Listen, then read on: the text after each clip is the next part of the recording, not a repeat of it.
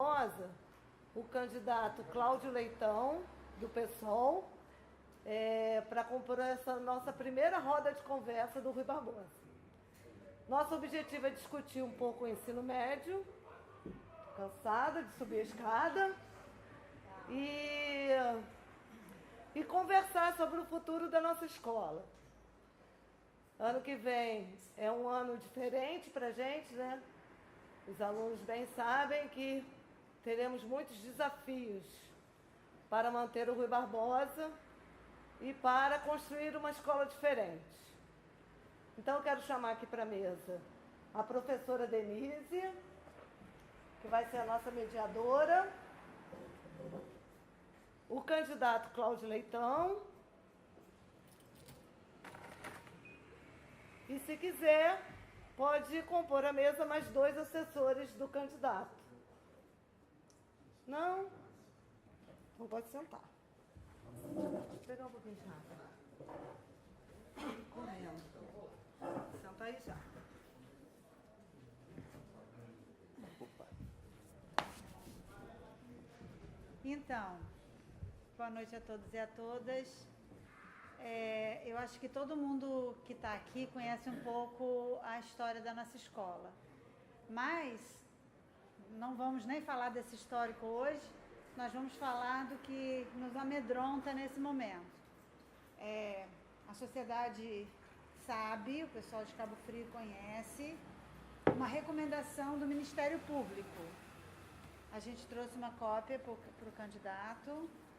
A recomendação do Ministério Público tem por base alguns considerandos, e aí nós também protocolamos no Ministério Público uma resposta a essa recomendação.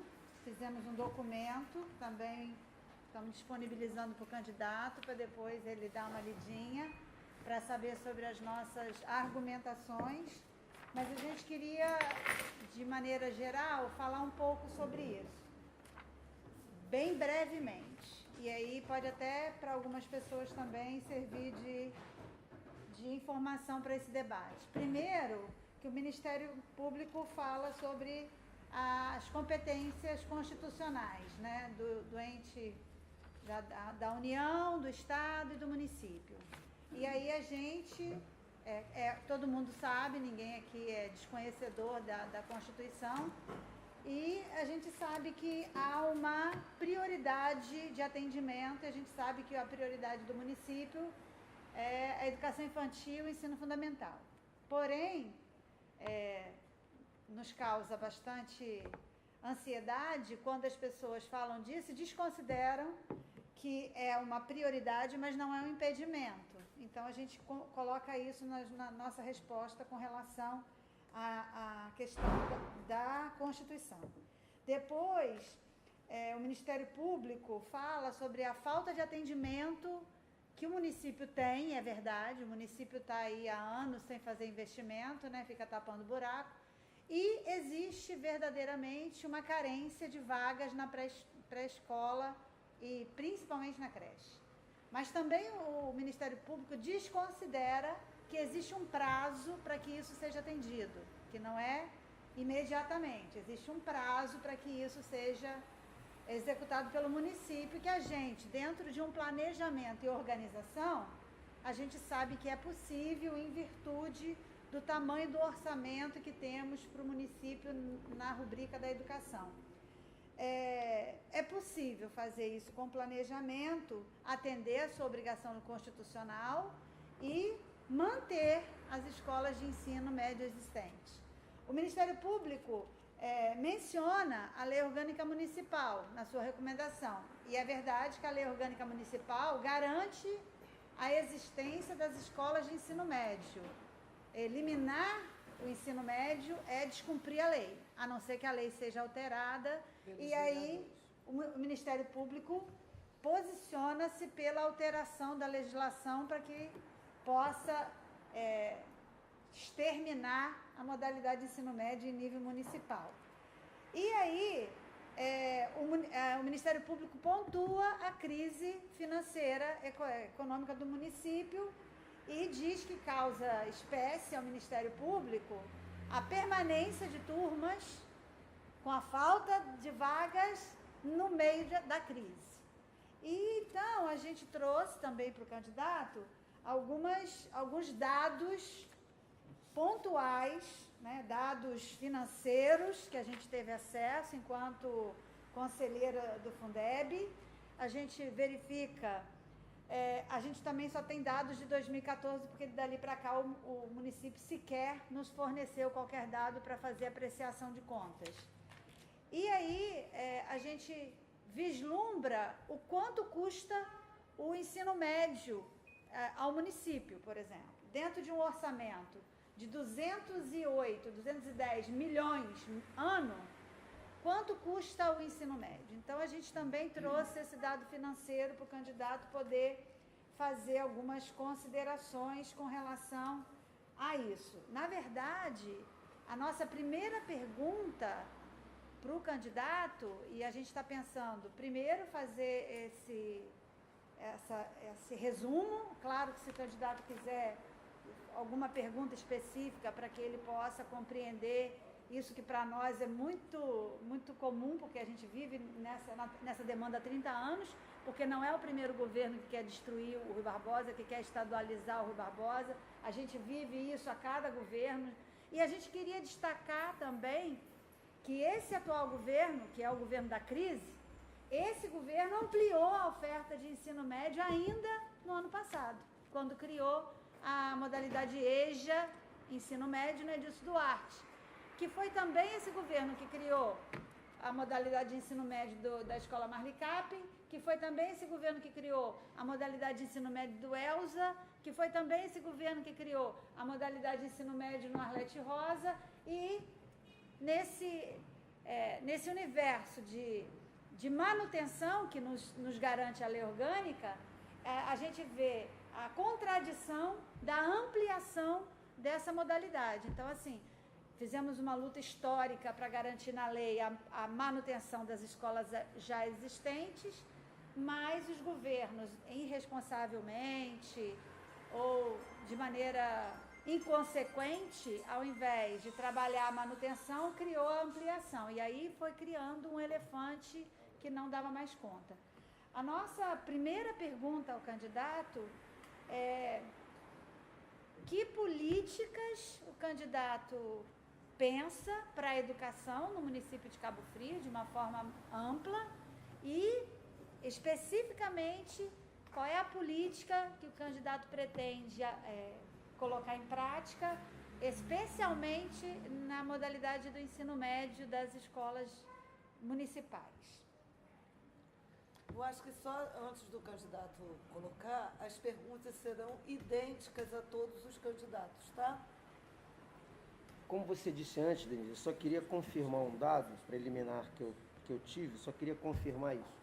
Hoje, dentro desse orçamento aí de 25% do que o município destina à educação, o ensino médio gira em torno de 4,7% a 5% do orçamento. É mais ou menos esse dado aí? Então é uma informação que a gente tinha, né, preliminarmente, até para tentar entender qual é o impacto, né, orçamentário que o ensino médio tem no orçamento. Eu acho que primeiro é importante colocar que uma das medidas, né, iniciais que a gente entende que seriam acertadas seria retornar, né, ao fazer uma alteração à lei orgânica, retornando os 35% para a educação, retornar os 35%, aumentar em 10% essa previsão orçamentária, aumentar efetivamente, né, o gasto ou investimento na educação. O que faria, inclusive, que essa percentual de investimento no ensino médio se tornasse ainda menor. O município já teve isso, né, há uns anos atrás, e o atual prefeito, no mandato anterior, né, numa medida que normalmente vai de encontro aos interesses da educação, trouxe o orçamento para 25%, dizendo que 10% seriam destinados à cultura, e não foram destinados à cultura, e a educação perdeu investimento. A gente sabe que hoje, pelo menos é uma avaliação que eu tenho, não sei se vocês concordam com isso, o caos na educação do país inteiro não é um acaso, na minha opinião, é um projeto, né? Porque uma educação libertadora, uma educação libertária, que desperte o senso crítico dos alunos, que dê formação escolar paralela à formação de cidadania, não interessa a esses projetos atrasados de país que, infelizmente, a gente vê acontecendo no plano federal, no plano do Estado, no plano do município. Então, a gente tem uma visão muito clara sobre isso, né? A educação, a gente precisa parar de dizer que investir em educação não tornar isso um discurso vazio, conforme a gente vem ouvindo dos velhos políticos profissionais que, infelizmente, infestam a política brasileira. Então, o partido como o nosso, né, que é formado, em sua essência, por trabalhadores e, em grande parte, por profissionais da educação, em hipótese nenhuma, em situação nenhuma, vai se colocar contra a educação, né? Eu, inclusive, posso dar um depoimento pessoal, eu acabei de me formar em História, né? Exatamente por querer, de uma forma ou de outra, dar a minha parcela de contribuição nesse processo, né? Já que trabalhei durante muitos anos em outras atividades, e entendi que eu tinha ainda, né, algo a oferecer e a educação foi a área que eu escolhi, apesar de todos os pesares, né? A gente sempre acha que a educação vai ter uma demanda crescente, né? A gente sempre pensa que vai ter investimentos crescentes, porque cada vez mais o número de alunos é maior, ou seja, a demanda, então, para novas escolas e para novos professores deveriam acompanhar esse processo. E, infelizmente, não é o que a gente vê, né? A gente vê uma quantidade enorme de professores desempregados, aqui na cidade a gente observa isso, eu me formei recentemente, tenho percebido isso, e vê também uma quantidade enorme de professores desmotivados em função do massacre, né, que o sistema impõe e que os projetos, de uma maneira geral, impõem. Então, a gente quer, desde já, assumir o compromisso de aumentar o orçamento da educação, exatamente para que o ensino médio seja preservado, né? A gente entende que é fundamental, inclusive uma escola com o passado e com a tradição do Rui Barbosa, em hipótese nenhuma pode-se pensar num retrocesso, não só de reduzir o número de vagas para o próximo ano letivo, quanto também até pensar assim, em fechar a escola. A Denise colocou muito bem, isso foi uma recomendação do Ministério Público, então, logicamente, não há nenhuma obrigação do município aceitar. Até porque que a Constituição não engessa esse aspecto do município. Ela só determina que haja uma prioridade para o infantil e realmente fundamental. Mas a gente vê no Brasil, e isso é claro, que há municípios que podem mais e municípios que podem menos. E a gente sabe que o nosso está entre aqueles que podem mais. Eu tenho dito isso aí várias vezes. Se a gente fizer uma pesquisa de brincadeirinha no Google e colocar uma cidade de 20 mil habitantes com um orçamento de 800 milhões, isso é média, já teve muito mais do que isso. A gente não vai achar 15 cidades no Brasil de 200 mil habitantes que tenha a realidade orçamentária que Cabo Frio tem. Então, com toda certeza, eu afirmo isso sem medo de errar, nós estamos entre aqueles municípios que podem mais. Né? Infelizmente, isso causa um desequilíbrio muito grande, né, na educação do país, exatamente por causa disso. Municípios que podem mais e municípios que podem menos. E a gente mora, né, e vive num município que pode mais. Então, a gente quer, primeiro, reafirmar esse compromisso com a educação no ensino médio. E, segundo, dizer que, conforme eu falei, a gente tem que parar desse discurso vazio, né, que tem que investir, educação não é gasto, ela é investimento. E as pessoas que acham que a educação é cara, não sabem, né, ou não querem avaliar o preço da ignorância, da má formação escolar e da má formação de cidadania para um projeto de desenvolvimento em qualquer cidade, em qualquer estado, em qualquer país. Então, só o fato da gente mostrar a necessidade de aumentar para 35% revela o nosso compromisso com a educação. E por que os 35%? Porque essa maior destinação orçamentária vai permitir com que a gente comece a perseguir o sonho da escola de tempo integral. Não é que é preciso tornar a escola mais atrativa para o aluno, é preciso criar um novo direcionamento, um novo padrão. né? E com mais investimentos, é evidente que a gente pode começar a realizar esse sonho. A cidade vive uma crise, então há que se ter, nesse primeiro momento, algumas medidas criativas, mas há que se comece esse projeto, né?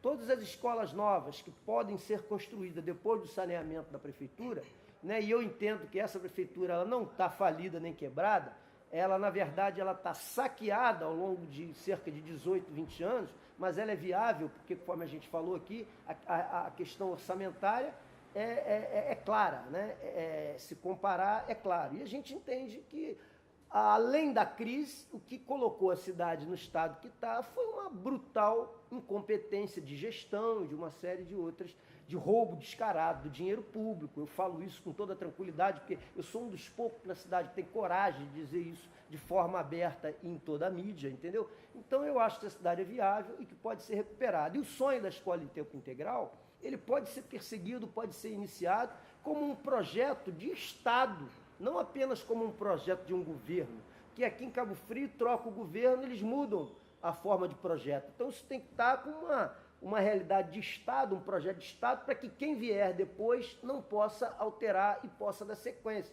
Até porque todos vocês já devem saber que esse ano o prefeito eleito não pode concorrer à reeleição.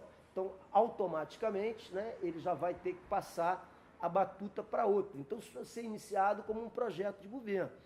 E nesse primeiro momento, isso não é invenção da roda, isso já existe em vários municípios, o processo do contraturno, até que a gente consiga sanear financeiramente, administrativamente a prefeitura, cortando as gorduras que existem no andar de cima da administração pública, para poder privilegiar as atividades fins, né, da prefeitura, que é na saúde, na educação e várias outras áreas. Cortando a gordura que a gente sabe, que todo mundo sabe, que existe nos contratos superfaturados, que existe nas licitações fraudulentas. Evidentemente, vai sobrar recurso, a partir até de uma auditoria, para que a gente inicie esse projeto e cuide das outras coisas que estão descuidadas na cidade.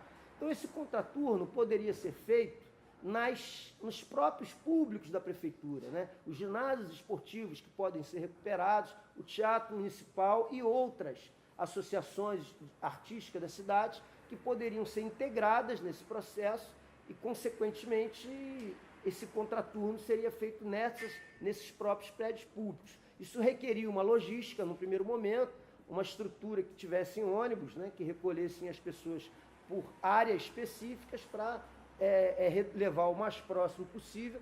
Há estruturas no Jardim Esperança, há estrutura no 2º Distrito, há aqui o Centro Esportivo Araci Machado com o ginásio Alfredo Barreto, o Teatro Municipal e vários outros prédios que podem atender essas necessidades e esse complemento das atividades artísticas e culturais. Isso, inclusive, vai permitir empregar novos profissionais de educação, né? Que eu tenho certeza que se a gente reduzir o andar de cima, certamente a gente pode colocar as pessoas para trabalhar na base, que é onde realmente precisa. Porque essa história de Estado mínimo não me convence, não me convence.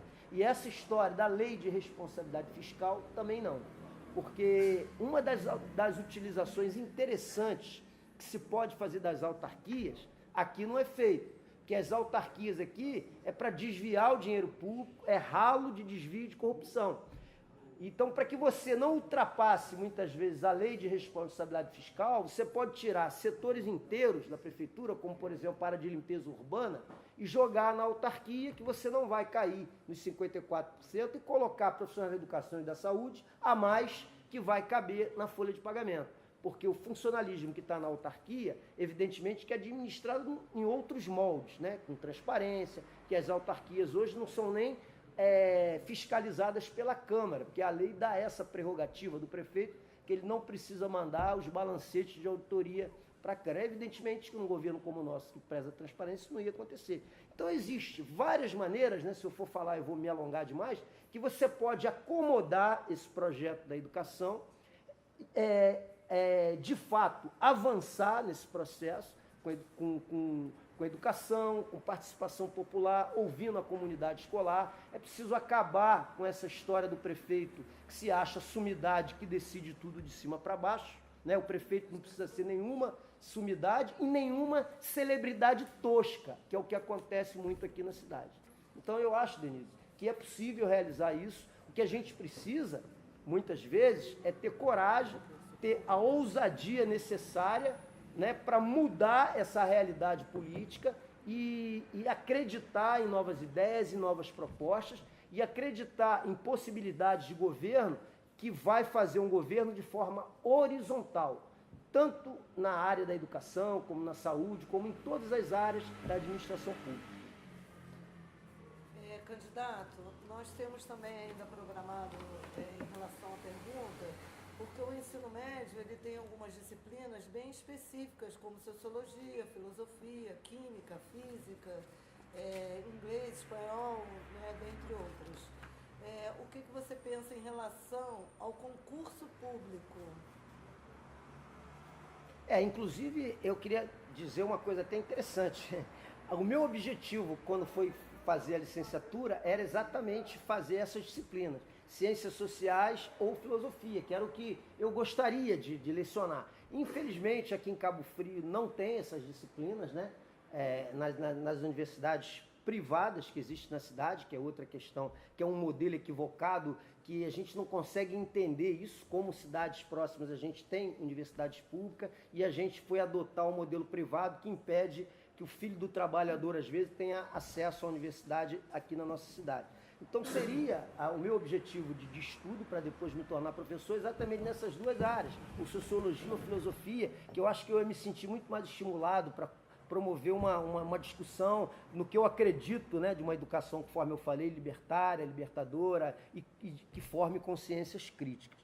Então, evidentemente, que a gente tem que, quando fala o que eu falei anteriormente, tem que assumir um compromisso e estabelecer que o tempo dessas disciplinas sejam adequados e compatíveis com as necessidades dos alunos. E conforme eu falei, um governo como o nosso, que quer definir de forma ampla e que quer ouvir a comunidade escolar, vamos chegar num consenso e estabelecer o que é adequado para poder colocar essa disciplina num tempo necessário que permita um aprendizado correto nessa área. E a outra? Quando a gente falou da questão do concurso público, para nós é bastante pertinente, porque assim, existe uma demanda de uma chamada de concurso, que foi o último concurso feito em Cabo Frio, no ano de 2009. Existe uma ação na justiça do sindicato com relação à chamada desses concursados que aguardam desde 2009 que essas vagas fossem criadas e que eles fossem convocados. Porém, mesmo com a chamada do concurso, que é uma ação que já está lá na justiça, mesmo com a chamada desses companheiros e companheiras, nós não teremos atendida as necessidades específicas do ensino médio, porque o último prefeito, já na ideia, né, de diminuir ou estadualizar ou eliminar a modalidade do ensino médio, ele já não apresentou naquele concurso vagas para as disciplinas específicas do ensino médio, como química, física, filosofia, sociologia, espanhol. Essas disciplinas, mesmo que a nossa ação seja vitoriosa, nós não teremos companheiros para serem convocados. Então, assim, que a gente, na verdade, gostaria de saber qual o prazo para que se estabeleça concurso público para as carreiras e funções com as quais o concurso de 2009 não atendeu. Também a gente coloca aqui na mesma pergunta outros cargos que não são diretamente ligados às disciplinas pedagógicas do ensino médio, mas que nos traz também bastante problema, como, por exemplo, o quadro de nutricionistas da rede municipal. Hoje, o município de Cabo Frio não tem nenhum nutricionista concursado, nenhum no seu quadro. E aí, a gente tem na Secretaria de Educação, que é uma cidade, porque a Secretaria de Educação ela tem um tamanho gigantesco, a gente tem um grupo de 8 ou 9 nutricionistas que são contratados e recontratados a cada ano, não podendo fazer nenhum programa a longo prazo, nenhuma capacitação que fique, porque o ano que vem é outro. Então, assim, não só nas carreiras que são diretamente ligadas às disciplinas do ensino médio, mas também outras funções que nos atingem. como o quadro, por exemplo, de atendimento de fono, de psicólogo, que são carreiras que vira e mexe a gente tem cruzamento aí com os alunos. Então, qual é o prazo para que se estabeleça um concurso público imediato, assim, qual é o prazo menor? Qual é a expectativa do candidato? A introdução da tua fala, quando não disponibilizou lá atrás, reforça o que eu falei anteriormente, né? Que o caos na educação ele não é uma coisa ao acaso, ele é um projeto, né? Conforme você falou. Se já não destina preliminarmente a cobertura dessas vagas, é porque não tem interesse. Só para contribuir, 1.230 vagas é o número de vagas da ação movida pelo sindicato para chamada imediata. 1.230. Que não cobre que não a necessidade. Cobre. Era a vaga de 2009. Exatamente. Isso aí é uma coisa clara, todo mundo aqui sabe disso. A forma correta, a forma adequada para se entrar no serviço público é através de concurso, onde o profissional não vai ser oprimido, onde o profissional vai ter liberdade de desenvolver projetos, de ter liberdade de exercer a tua profissão. Isso aí não há como não se concordar com isso, né? O pessoal tem sido extremamente crítico, principalmente no governo do Estado, né? A bancada do partido lá, exatamente nesse sentido que a forma correta e legal e que deva ser adotada para se no serviço público, não só na área da educação, como qualquer outra área, é através do concurso público, e a gente concorda com isso. Agora, a gente vive um momento na cidade que, na verdade, ninguém sabe adequadamente a realidade orçamentária que vai se deparar em janeiro de 2017. Até porque ainda faltam 4 meses para terminar esse governo e a gente não tem noção das lambanças, né, e das coisas que vão acontecer até o final do ano, né? Até porque ninguém acredita que haja uma transição nesse processo, ou seja, quem vencer a eleição em 2 de outubro, ninguém espera nenhum tipo de colaboração de um governo desse que está aí para já, naquele momento, já ter chance de ter acesso aos dados do município, a não ser que haja uma decisão judicial que auxilie isso. Porque o próprio prefeito ele não é obrigado, por liberalidade dele, a permitir que o candidato eleito em outubro possa ter acesso à prefeitura. Ele ainda está no pleno exercício do mandato dele, né? E segundo a gente percebe, a intransigência, a falta de diálogo e o perfil autoritário de um governo desse aí, evidentemente que não vai permitir isso. Então a gente só vai se deparar com a realidade orçamentária do município quando assumir. E é evidente que qualquer candidato sério que se proponha a vencer a eleição tem que fazer uma auditoria nas contas públicas e uma auditoria ampla, que possa nos dar a visão das contas públicas, dos contratos que foram assinados, das licitações.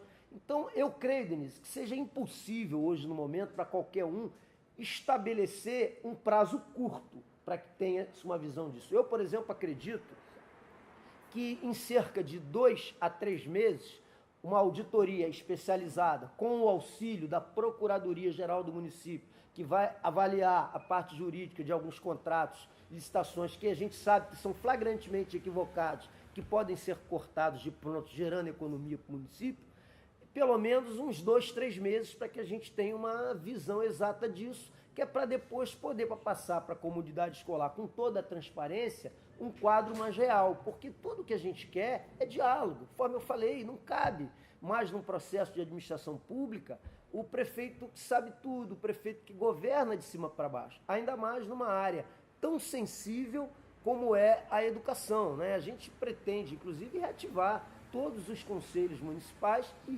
e os vários que tem na área de educação, exatamente para que se possa receber toda essa contribuição.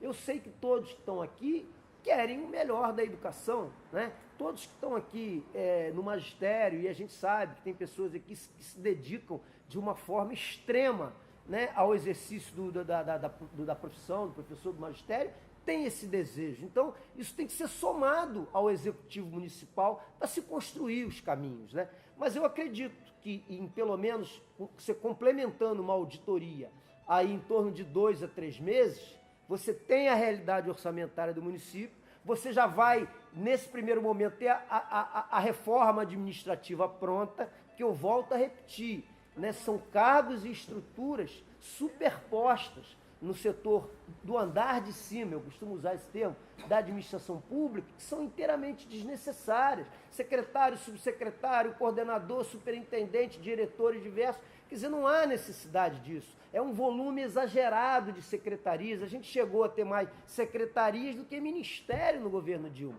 E olha que o governo Dilma também era de uma governabilidade viciada enorme. E todo mundo está vendo aí nas eleições amplos acordos políticos, com 12, 13, 15 partidos, que vai ser uma nova maneira de lotear a máquina pública. Da forma como se dão os acordos eleitorais, não se iludam, com todo respeito, com essa gente, que eles vão lotear a prefeitura novamente. Entendeu? Então eu acredito que num prazo entre 3 meses, a gente tenha o perfil orçamentário da prefeitura decidido.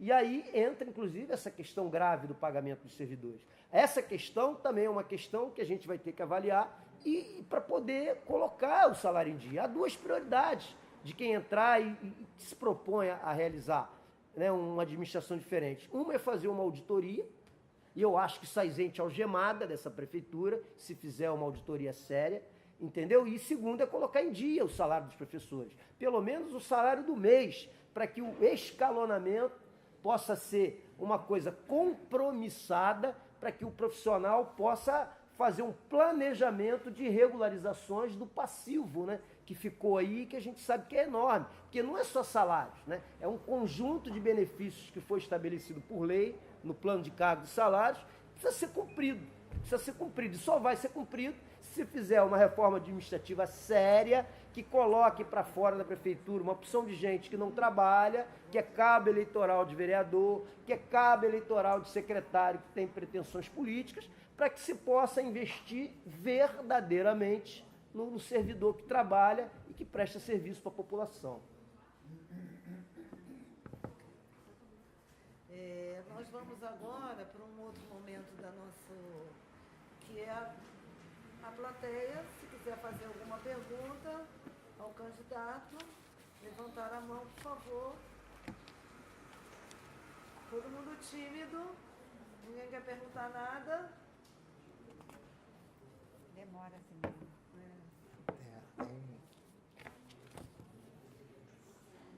Estamos aqui debatendo a nossa escola, o ensino médio. Se alguém quiser fazer alguma pergunta.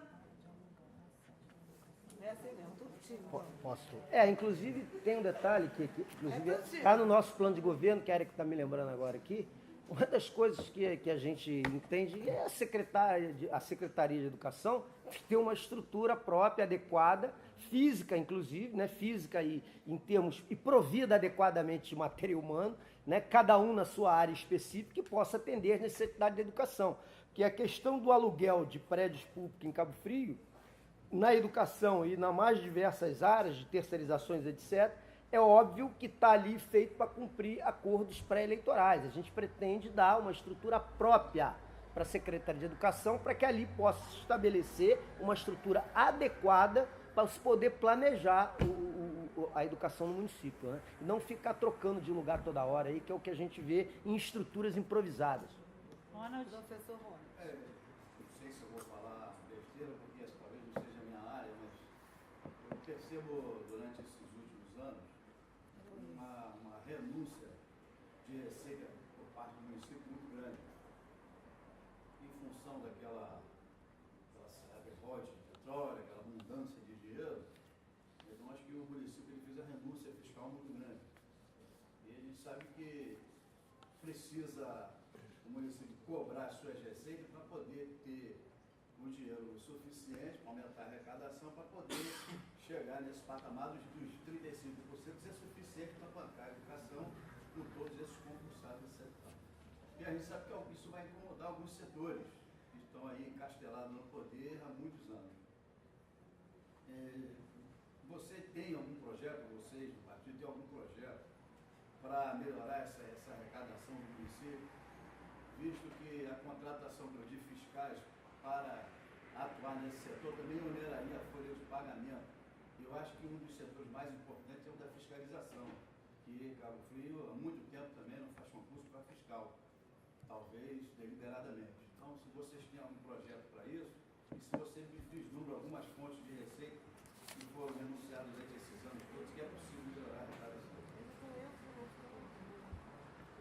Não, pessoal, tem. Pode entrar, olha, aqui tá cheio de Tem lugar cadeira, aqui. senta aqui.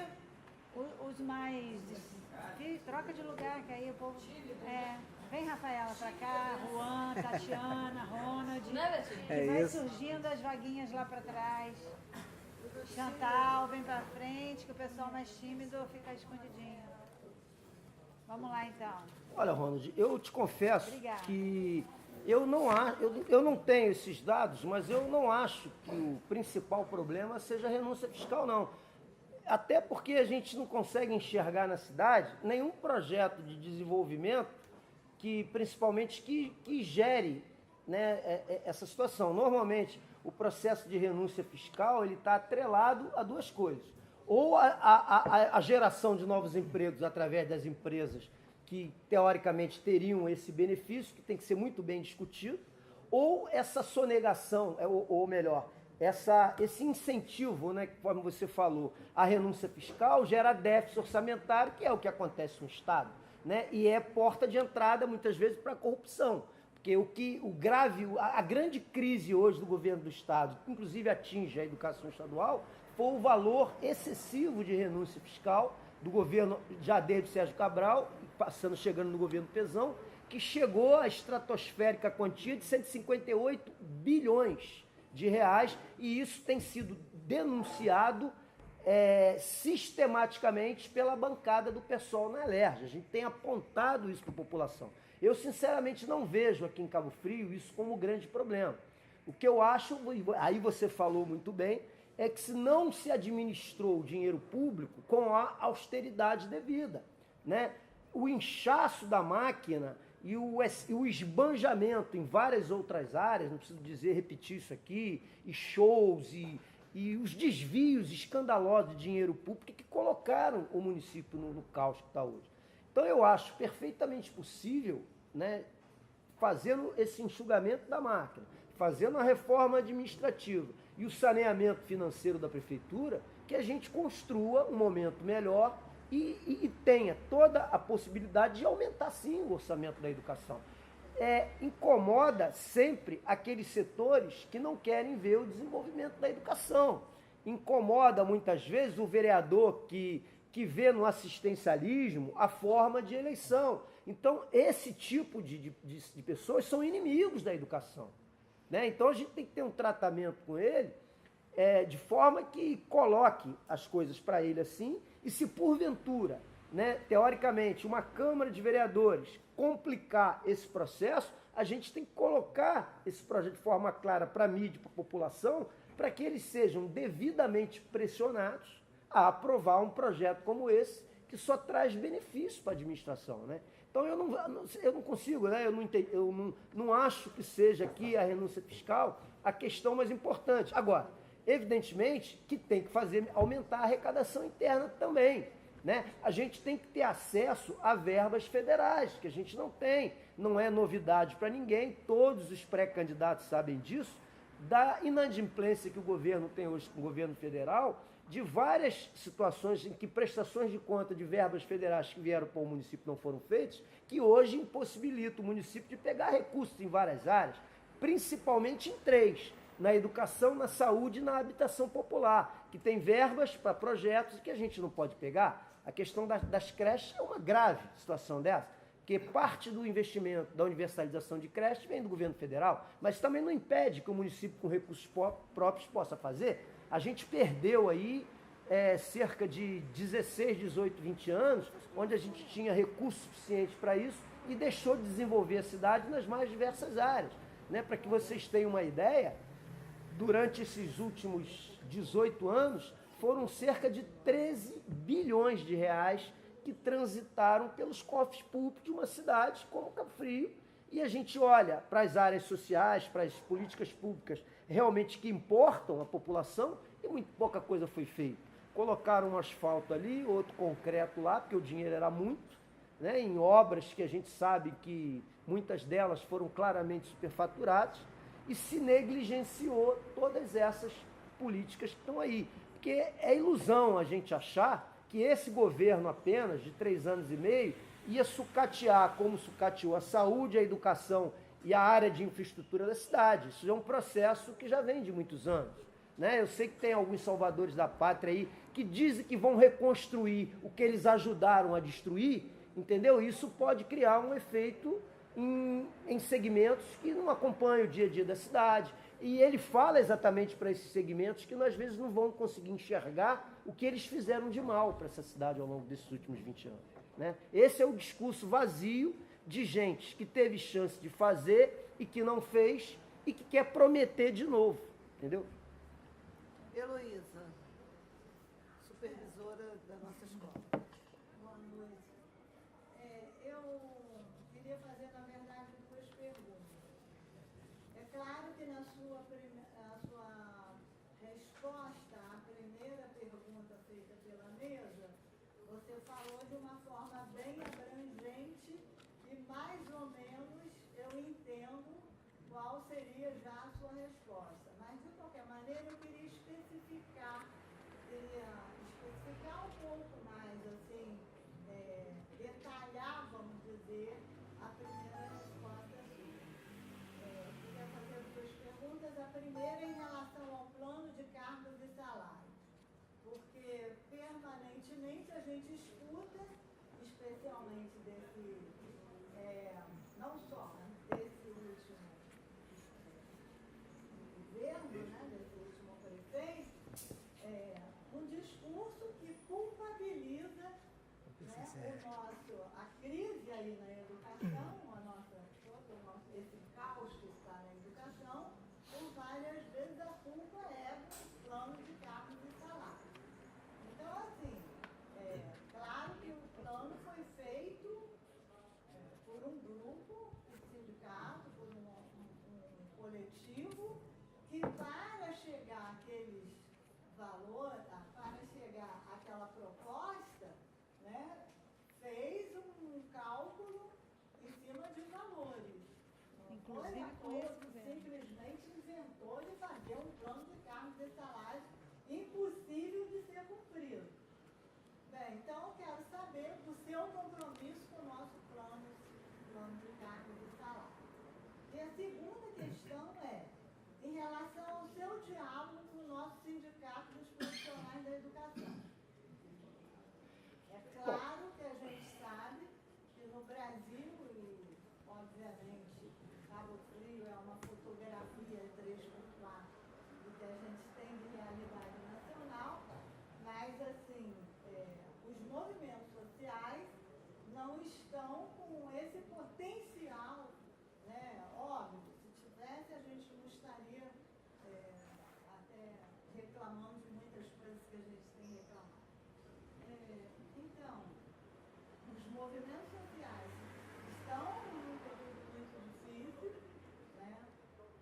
Historicamente, a gente vê um crescimento e agora um retrocesso. E vamos falar diretamente do sindicato dos profissionais da educação, obviamente também de uma certa forma fragilizado, de uma certa forma desacreditado, né? Então, assim, como seria esse diálogo seu com os movimentos sociais de modo geral? Eu nem precisa falar, porque eu acho que seria você detalha, você responde em relação ao sindicato dos professores e profissionais da educação, você está respondendo de uma forma geral. Bom, Saúde, etc. Pelo lugar, me desculpe, né, que às vezes eu me estendo muito, mas vocês podem me interromper. Isso aí é minha formação marxista, né, de economista de história, que me faz, às vezes, fazer a análise mais ampla de conjuntura, mas isso é uma coisa que a gente tem. Inclusive, do meu blog, algumas pessoas reclamavam, achavam que eu escrevia demais. Mas é uma questão que eu não consigo, às vezes, fazer uma análise curta, porque a gente quer ter uma visão maior, estratégica, uma visão que realmente possa fazer sair um pouco mais da superfície, né? Porque o que a gente vê, por exemplo, na campanha política aí, é análise só na superfície, né? Os caras não conseguem mergulhar um pouco mais e ter uma visão sociológica, filosófica do processo. Então eu peço desculpa, e se eu estiver falando muito, vocês me interrompam, né?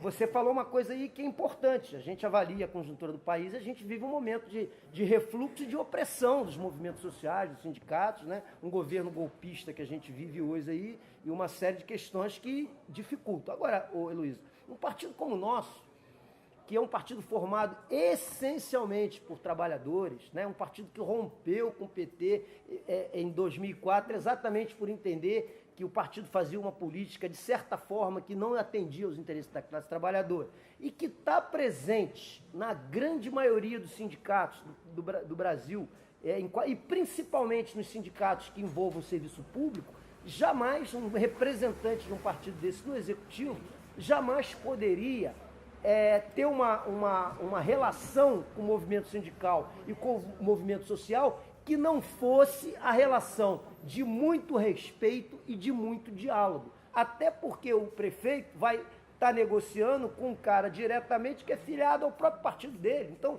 é incabível, inconcebível, né, que a gente não tenha essa relação com os sindicatos e que tenha um respeito para o plano de cargos e salários, que a gente sabe, na época eu acompanhei essa discussão, né, quando surgiu, foi feito de forma eleitoreira, em final de mandato, né, o ex-prefeito aí que se diz o Salvador, o novo Salvador da educação, ficou 8 anos no governo e só fez o plano de cargo e salário ao final dos últimos 4 meses de mandato.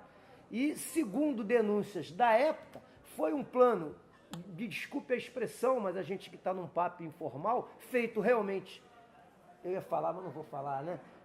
Feito de forma às coxas, né? De forma de qualquer jeito, copiado de outras cidades, né? Inclusive, no texto, tiveram até que corrigir, porque tinha o nome da outra cidade no texto. Quer dizer, fez de forma eleitoreira e fez de forma a tentar deixar um cavalo de Troia, um presente de grego para o outro governo, que naquela época liderava as pesquisas, que sabidamente era um governo inimigo da educação, que já foi enterrado há anos atrás pelo próprio sindicato da categoria.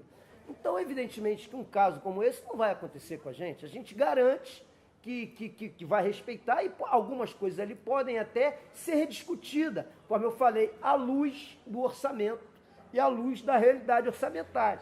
Mas isso, num governo como o nosso, do PSOL, que se propõe a esse diálogo e esse respeito, vai ser feito de forma totalmente transparente, com as contas abertas. Eu, inclusive, quero acrescentar uma coisa. O prefeito lá de Talcara, da prefeitura do PSOL, ele tomou uma condenação do Tribunal de Contas porque ele ultrapassou os 54% da lei da responsabilidade fiscal para atender um desejo dos sindicatos de funcionário público da época. Eles apresentaram uma proposta de 8,5% de aumento salarial, que não cabia naquele momento na folha de pagamento. É um município muito pobre, para que você tenha uma ideia, o Itaocara tem um orçamento anual de 60 milhões, com 25 mil habitantes. Búzios, aqui do lado, tem 25 mil habitantes e tem um orçamento de 250 milhões. Quer dizer, olha a desproporção. E ele deu o aumento, o sindicato pediu, o sindicato exigiu, e ele deu o aumento e foi condenado pelo TCE por ter ultrapassado para atender aquilo ali. É por isso que eu falei antes, a gente, para evitar isso, porque isso tem um custo político-eleitoral, ele, por exemplo, mesmo com as contas aprovadas pelo TCE com ressalvas, teve as contas reprovadas pela Câmara lá e agora está vivendo um momento de inelegibilidade, discutindo a reeleição dele na Justiça, embora com apoio popular. Você vê o que é o casuísmo, o que é essa governabilidade viciada que a gente se recusa a participar. É por isso que as pessoas veem a gente sem essas coligações, porque nós não estamos aí para lotear a prefeitura. Eu tenho dito. Nós temos fazer uma candidatura de enfrentamento, didática, pedagógica, e vamos enfrentar o que tiver que ser enfrentado, entendeu? Nesse sentido. Porque eu acho importante que tenha uma candidatura como a nossa para forçar o debate de temas e de situações que eles não querem nem discutir. Então, para resumir, a gente vai ter o diálogo, pode ser ajustado em algumas questões, à luz do orçamento, mas sempre vai ser feito em total parceria, em total diálogo, que é isso que a gente quer, né? Até pelo compromisso dos nossos companheiros que fazem parte, tanto aqui são profissionais da educação, uma grande parte deles, aqui e no próprio CEP Central, né? Um detalhezinho. Alunas... Só um minutinho. E com um detalhe, se o plano de cargo e salário foi copiado de uma outra cidade... De Macaé. É porque existe. E a outra cidade paga. Atrasado. E não está atrasado, entendeu? Então, existe... O plano não é inviável. Não, de jeito inviável nenhum, de forma são alguma. esses tipos de gestores que sistematicamente Cabo Frio tem elegido. A estudante Chantal. Boa noite. Eu ia fazer uma pergunta parecida com ela sobre a questão da reação de movimentos estudantis, movimentos sociais, porque sabe que aqui a gente cobra, né? Não vai. Ou a gente não é atendido e a gente leva porrada. É uma das duas alternativas. Mas já respondeu a pergunta. Eu queria fazer outra pergunta, né? Eu queria saber qual a proposta do candidato com a política das mulheres e também a pergunta das políticas da juventude. Porque a gente sabe que hoje em dia sofre um pouco essa carência, né? De como reagir à questão da juventude, da cultura em si. E eu queria saber quais são as propostas da política das mulheres e da política para a juventude. Isso aí são projetos que realmente, somente para a juventude, está em falta no projeto, né, político da cidade. E é por isso que a gente vê hoje um aumento crescente aí da criminalidade, né, que hoje compromete a cidade e tornou Cabo Frio uma das cidades mais violentas do Brasil. A gente pretende retomar a estrutura, uma estrutura da mulher, né, dentro da estrutura do organograma da prefeitura. E conforme eu falei, está escrito lá no nosso plano de governo que a gente colocou as ideias e os projetos de forma macro, que é exatamente para discutir as questões micro de implantação com os segmentos específicos. Tem muita gente que acha que isso não é possível fazer, mas isso precisa ser feito, porque não se pode decidir de cima para baixo sem ouvir a real demanda, a real necessidade.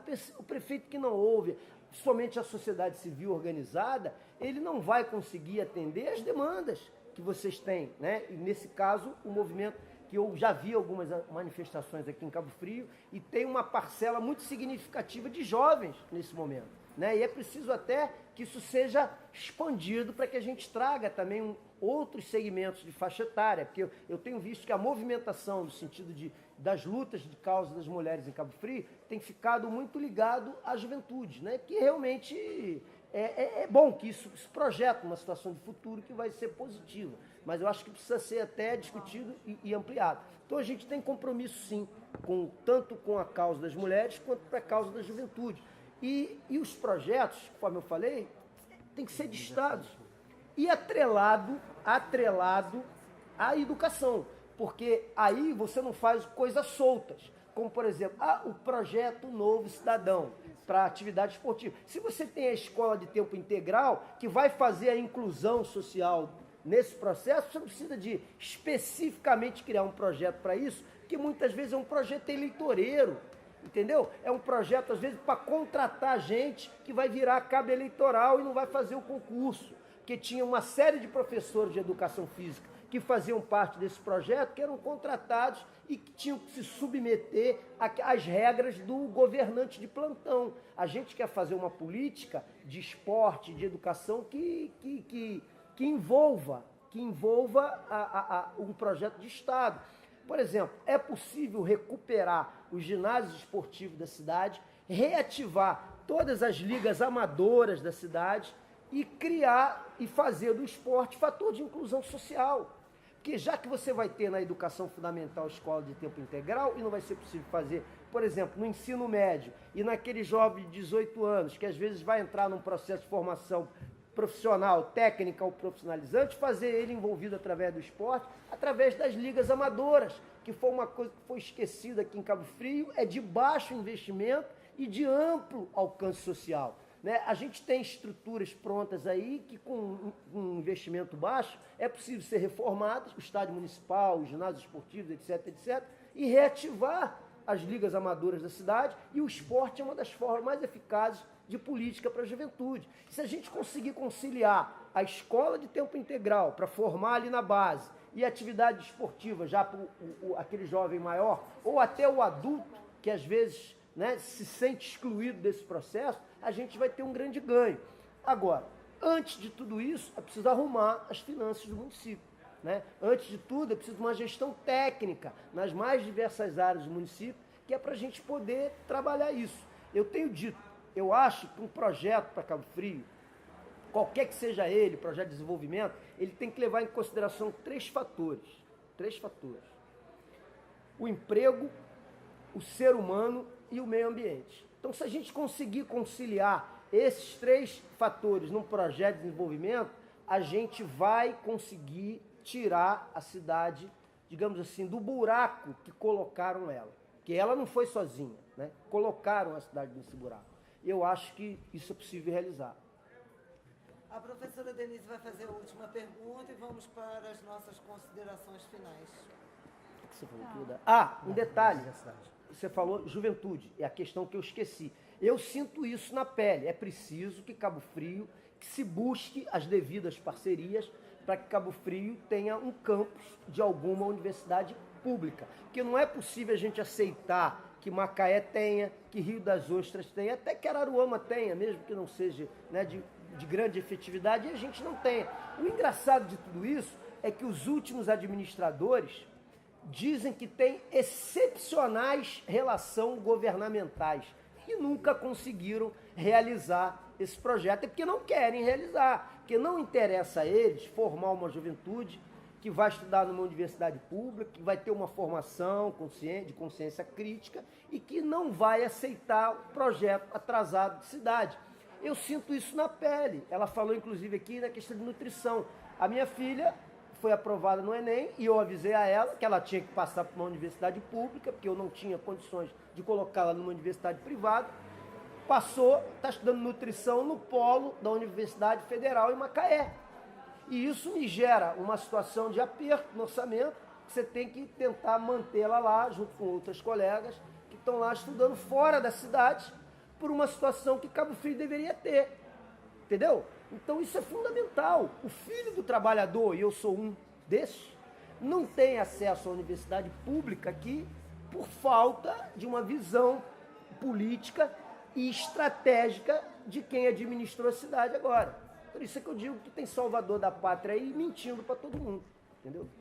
E pior, salvador da pátria corrupto e multiprocessado, né? O que é pior.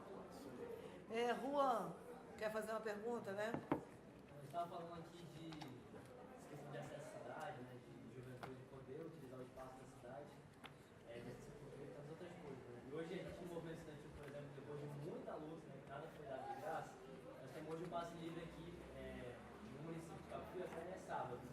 Isso com acordo com a empresa, porque a prefeitura não negociava sobre isso. Só que também hoje, por exemplo, os estudantes e toda a população, né, para conseguir utilizar transporte no domingo, por exemplo, né, os mesmos estudantes não têm passe livre, tem que pagar a passagem. Né? E mesmo sendo em Cabo Frio, muitos estudantes têm que pagar a passagem de R$ 4,95, porque, por exemplo, na região do IF, mais ou menos ali, já não passa um ônibus municipal. Né? É uma área ali já de R$ 4,95, você passa um municipal. Você saber qual é a política de passagem, né, de transporte público, se a passagem vai baixar, se vai ter passe livre, como é que vai ser caso seja isso? Essa questão, você tocou num ponto nevrálgico da cidade. Eu acho que existe 2 grandes caixas pretas na cidade. 2 enormes caixas pretas na cidade. Uma é o transporte e a segunda é o lixo. E eu vou dizer um negócio para vocês, só rompe esse processo quem tem independência. Porque, sabidamente, a empresa concessionária de serviço público aqui da cidade, a Salineira, ela é impedida legalmente de fazer doação de campanha, né? Por ser concessionária, hoje nem pode mais com a lei agora, mas ela sempre doou de caixa 2 e ela sempre engessou esses políticos em qualquer atividade, em qualquer política pública, Juan, que permitisse algum tipo de prejuízo a ela e que permitisse alterar a alta lucratividade que ela tem, evidentemente, em benefício da coletividade da cidade. Isso é claro e evidente. E só rompe esse processo da Salineira quem não tem vínculos com ela. E a gente comprovadamente não tem. A nossa juventude, o pessoal cansou de estar em atividade e que da relação do transporte, quando teve aqui em Cabo Frio, a gente estava presente e apoiou. Desde 2008, eu sou o único candidato, essa é a minha 3ª candidatura, que fala disso, de revisar o contrato, que está hoje questionado na justiça, porque ele claramente está cheio de vícios e irregularidades. Eu fui na audiência pública que estabeleceu esse novo contrato no final do governo Marquinhos. O secretário era o tal do Mauro Branco, e eu fiz uma pergunta a ele na audiência, se ele teria a coragem de disponibilizar de forma pública a planilha de custo que gerava o valor da tarifa. E ele não teve a coragem de responder. Entendeu? Então, a minha posição política nesse contexto ela é muito clara nesse sentido. Então, eu acho que esse contrato tem que ser revisado. Eu não sei se vocês sabem, mas quando o movimento Ecoar questionou o contrato, a procuradoria do município ficou ao lado da empresa e contra o interesse público. Acho que todo mundo tem conhecimento disso aqui. Tanto no final do governo Marcos Mendes, quanto depois no governo Alaí. Quer dizer, a procuradoria, em vez de se colocar ao lado do interesse público, se aliou à empresa na ação. Hoje, eles conseguiram imobilizar essa ação na justiça. Todo mundo sabe que é de forma proposital. A justiça não julga a ação que está lá e a prestação está se fazendo de forma precária, à margem da lei. Então, é perfeitamente possível pegar esse contrato, auditá-lo em suas cláusulas. É perfeitamente possível fazer uma auditoria na planilha de custo, e aí você consegue estabelecer um valor real, enquadrado na lei, com ajuda, tornar a procuradoria aliada da coletividade e não aliada da empresa, para que a gente possa verificar. Se vocês observarem, eu observei a fundo esse tema, para que vocês tenham uma ideia, a tarifa cobrada ao longo de todo esse ano custeou a frota e a garagem da empresa. Essa empresa hoje, à luz da lei, ela pode ser encampada pelo poder público com toda a frota que ela tem, inclusive com o prédio da garagem. Porque tudo aquilo compôs e compõe até hoje a planilha de custo da empresa. Não sei se vocês têm essa informação. Isso foi levantado numa análise preliminar que, inclusive, está no processo de contestação. Muito pouca gente na cidade tem conhecimento disso. Eu creio que você tem isso, tá, Denise? Mas muito pouca gente tem conhecimento disso. Para você ver que a gente está observando esse caso com profundidade. Adequar os horários e linhas à necessidade da população e não aos interesses da empresa. E, consequentemente, discutir essa questão. Agora, a gente só pode fazer isso, pensar em voltar com o subsídio, a partir do momento que a gente conseguir colocar a tarifa de forma correta no lugar que ela tem que estar, e aí aplicar o subsídio em benefício do trabalhador, do estudante, da população. Isso aí é política pública e é feito numa série de municípios no Brasil que tem orçamentos conforme o perfil de Cabo Frio. A gente tem uma cidade em São Paulo chamada Paulínia, que tem uma refinaria da Petrobras, que tem um orçamento grande em função dos impostos que essa refinaria paga, que há muitos anos tem tarifa zero. As pessoas andam de ônibus lá em tarifa zero. E tem várias outras cidades, no interior do Paraná, no Rio Grande do Sul, várias outras cidades que possibilitam ter essa tarifa zero. Entendeu? Então é possível sim, mas primeiro você tem que colocar as coisas nos seus devidos lugares. E só vai peitar essa situação, porque é dificílimo enfrentar isso, que isso é um cartel, né? As pessoas que são donas da empresa aqui em Cabo Frio têm apenas 10% de participação societária. A empresa salineira é ligada ao grande cartel dos baratas no Rio de Janeiro. Muita gente aqui sabe disso também, né? Os caras são milionários aqui com 10% da empresa. Então a gente tem a percepção de quanto essa empresa lucra durante todo esse tempo e de quanto tempo a gente foi penalizado pela omissão desses verdadeiros ladrões do dinheiro público que dominaram a cidade ao longo de todo esse período. Para a gente finalizar, antes das suas considerações finais, Cláudio Leitão, a gente fez um termo de compromisso que eu vou ler para você agora, e pela sua fala, né, deu a entender que você gostaria de manter o ensino médio, né? Sem dúvida. Então, colocamos aqui, eu, Cláudio Leitão, candidato à Prefeitura de Cabo Frio para o mandato 2017-2020, comprometo-me, se eleito, a recuperar e manter as turmas de ensino médio das escolas municipais existentes, apresentando ao Ministério Público e à sociedade um programa de atendimento às crianças de creche e educação infantil, comprovando assim que com o planejamento e responsabilidade é possível governar para essas demandas educacionais no município. Cabo Frio, 12 de setembro, e a gente gostaria, então, se você quiser, assinar a nossa carta compromisso. De pronto.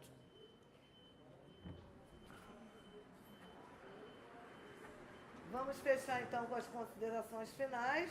O nosso objetivo nessa roda de conversa, espero que vocês amanhã também apareçam às 17h30, é exatamente a gente resgatar o Rui Barbosa, resgatar a história do Rui Barbosa. Eu mesmo tenho 24 anos de Rui Barbosa, entrei aqui, meu primeiro emprego, e estou aqui há 24 anos. Não tem ninguém, eu acho que muitos aqui, né, são apaixonados pela escola, e a nossa luta está apenas começando. Então, a importância dessas rodas de conversa, alunos, é a gente tentar, de todas as formas, a manutenção do nosso ensino médio no município. O Cláudio Leitão vai fazer as considerações finais. Amanhã a gente tem nova roda de conversa às 5h30. Antes das considerações, a Chantal quer fazer um convite? Eu só queria rapidamente, só esclarecer uma coisinha rápida que ficou faltando e que está lá no nosso plano de governo, com relação ao complemento da pergunta que você fez, né, sobre a mulher. Existe também lá um conjunto de políticas de saúde pública que envolvem diretamente a questão da mulher, como a questão do aborto e várias outras questões que a gente tem que mudar, alguns conceitos e atitudes do poder público para poder fazer uma ampliação de direitos, né? Nesse sentido. E com relação às creches, é importante dizer que a questão da creche, esse déficit de creche que a gente tem na cidade, principalmente nas áreas periféricas, né, e junto com o Distrito de Tamoios, é uma questão tão grave, mas tão grave que ela tem outros impactos diretamente ligados à economia da cidade, porque isso está impedindo as mães de periferia de poderem trabalhar, de melhorar a renda familiar e, consequentemente, melhorar até o comércio e o sentido econômico do município. Então, às vezes, uma medida que o poder público toma, aquele cara que tem a caneta na mão, com uma medida só, ele impacta um efeito em cadeia que sai beneficiando inúmeras outras áreas, porque o fato de não ter creche em Cabo Frio, além de ser um crime contra essas crianças que estão privadas do direito constitucional de ter atendido isso que está universalizado na Constituição, priva essas mães e tem privado essas famílias de ter uma condição melhor de vida através do aumento da renda familiar, e vai novamente impactar a política de mulheres, conforme você falou, é um dos conjuntos, porque isso é uma área abrangente, né, que é uma série de medidas, não é uma coisa só, né, e que uma secretaria ou uma estrutura anexa, né, em outra secretaria, que eu acho que dá para fazer, pode contemplar essas questões de uma forma bem ampla, né? Convite da Chantal? Então, gente, vocês sabem, estudante do Rui Barbosa, que a luta pelo manter a escola, né, Rui Barbosa, até o ensino médio municipal, já é nossa há muito tempo. Ano passado a gente ocupou a prefeitura, né, com vários estudantes, e amanhã vai ter outro ato, às 2h, na Praça Porto Rocha. Então é muito importante que vocês estejam presentes lá para a gente conseguir ter mais voz, saber o que está acontecendo. Por mais que a gente saiba, precisa marcar presença.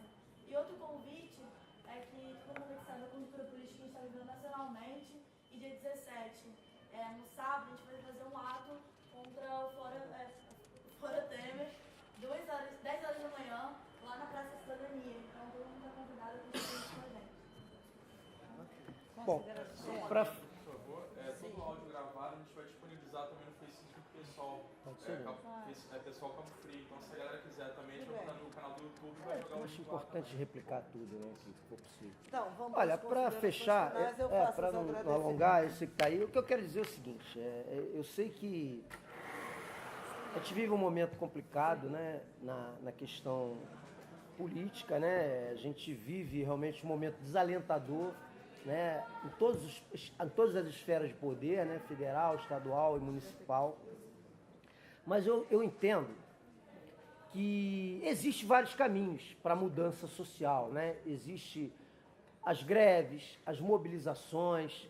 Agora, a gente não pode descartar a via política, né? Eu respeito, né, todas as outras opiniões e todas as outras vertentes, mas eu acho que, embora o quadro seja muito duro, a gente precisa fazer uma reflexão. E eu queria fechar com uma reflexão de grandes, né? A gente olha para a realidade e a gente tem o pessimismo da razão.